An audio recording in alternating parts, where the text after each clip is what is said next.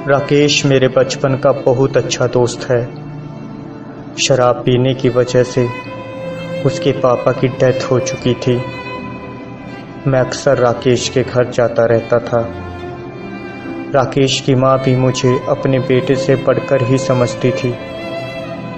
माँ राकेश से बहुत प्यार करती थी और राकेश भी माँ से बहुत ज़्यादा प्यार करता था। माँ ज़्यादा पढ़ी लिखी नहीं थी, इसलिए कोई अच्छी जॉब तो उनको मिल नहीं सकती थी। बस माँ को सिलाई का काम आता था, तो घर का खर्च चलाने के लिए माँ सिलाई का काम करना शुरू कर देती है। पर इस काम से कहाँ घर और राकेश के पढ़ाई का खर्च चलने वाला था। माँ इसलिए सुबह सिलाई का काम करना शुरू करती थी और देर रात तक करती रहती थी, लेकिन सुबह राकेश के उठने से पहले ही उठ जाती थी। कभी कभी तो माँ सिलाई का काम करते करते सिलाई मशीन पर ही सर रख कर सो जाती थी। जब राकेश माँ को ऐसे देखता तो बहुत दुखी हो जाता और माँ से लिपट कर रोने लग जाता। लेकिन माँ तो माँ होती है, वो अपने दुख छुपा के अपने बेटे के सामने खुश रहने का नाटक करती थी ताकि वो खुश रह सके। ऐसे ही समय बीतता गया। माँ राकेश का एडमिशन होटल मैनेजमेंट कॉलेज में करवा देती है। राकेश पढ़ाई पूरी होने के बाद जॉब करने के लिए मुंबई चला जाता है। राकेश हर महीने घर के खर्च के लिए पैसे और एक लेटर भेजता था और हर बार लिखता कि माँ, अब आपको काम करने की कोई ज़रूरत नहीं, अब आपका बेटा कमाने लग गया है। माँ, जब मैं आपके दुख वाले दिनों को याद करता हूँ तो अकेले में बहुत रोता हूँ।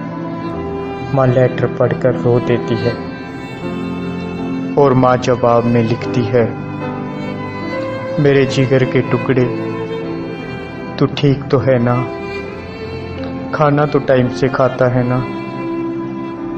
मुझे तेरी बहुत याद आती है। कुछ टाइम के बाद माँ अच्छी सी लड़की देखकर राकेश की शादी कर देती है। अब माँ सोचती है कि शायद वो अब अपनी बाकी की जिंदगी आराम से जिएगी, पर शायद ये खुशियाँ कुछ पल के लिए ही थी। शादी के बाद राकेश जॉब पर वापस चला जाता है। अब घर में बहू और माँ ही रह जाती है। धीरे धीरे बहू अपने तेवर दिखाने शुरू कर देती है। वो माँ से घर का सारा काम करवाती और ना ही माँ को ठीक से खाना देती थी। माँ आज बहुत दुखी थी क्योंकि आज बहू ने सारी हदें पार कर दी थी। बहू ने आज माँ को बहुत बुरी तरह से पीटा था। माँ आज सारी रात सोई नहीं, बस अपने बेटे को याद करके रोती रहती है।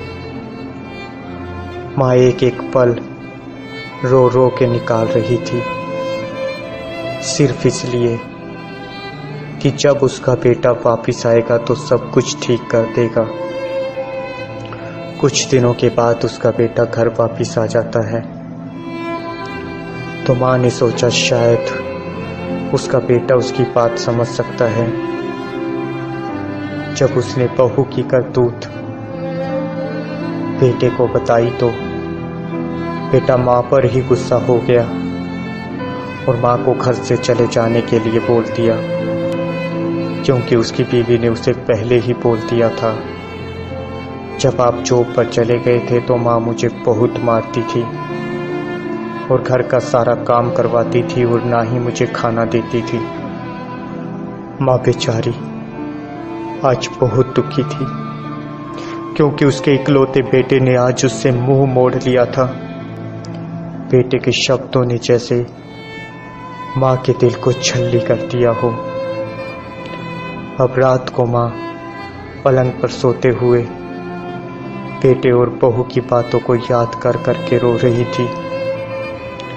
माँ ने फैसला किया, मैं अब ये घर छोड़ दूंगी। माँ रात के अंधेरे में ही घर छोड़कर चली जाती है। माँ अपनी संतान को उम्र भर अपनी जिगर का टुकड़ा बनाकर रखती है। उसकी हर छोटी से छोटी खुशी के लिए अपनी हर खुशी को कुर्बान कर देती है, लेकिन संतान को दुखी नहीं होने देती।